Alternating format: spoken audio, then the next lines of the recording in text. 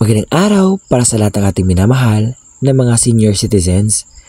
Ngayong araw po ay mayroon tayong sasaguting katanungan mula sa ating kababayan. Ang tanong po ay, sino-sino ba ang makakatanggap ng 1,000 pesos sa DSWD? Ano ba ang buong detalye sa kasagutan ng katanungan ito? Ayon sa Google, kinuha ko talaga yung information sa Google para maging eligible ka sa social pension for indigent pensioners. So kinakailangan sundin po ang mga requirements or qualifications or criteria sa batas na ito. Ito pong batas na ito ay importante na malaman lalo na sa mga qualified na mga senior citizens. So ating tatalakayin. Para mapabilang ka sa mga senior citizens na makakatanggap ng 1,000 pesos sa DSWD, ito yung mga requirements or dapat na qualifications na meron ka. Una, kinakailangan 60 years old and above ang iyong edad. Kinakailangan be frail, sickly, or have disability. Sakitin or merong kapansanan.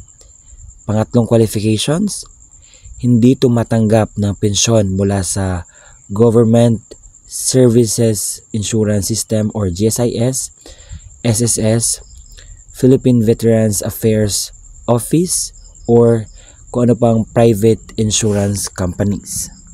Isa pa sa mga qualifications ay yung walang permanent source of income at yung mga hindi tumatanggap dapat ng support from family or relatives para makover lang ang kanilang needs. So ito po ang mga qualifications na dapat sundin. Noong nakaraang buwan, maraming mga tinanggal dito sa mga nabigyan ng tagba 1K or nabigyan ng pensyon sa social pension dahil sila ay pensioner sa GSIS, sa SSS, kaya tinanggal sila. Kasi dapat nating sundin kung ano yung mga requirements. So ang gagawin nyo po lang dito is mag-register kayo sa NCSC at pumunta kayo sa OSCA near sa inyo or punta kayo sa DSWD para i-verify ang inyong status. Nang sa gayon malaman nyo kung kayo ay qualified sa pensyong ito. And nasanay nakuha ang kasagutan sa content natin ngayong araw na kung saan nalaman natin kung ano ba yung dapat na mga informations sa sino-sino ang makatanggap ng tagwa 1K or pension galing sa DSWD or yung social pension.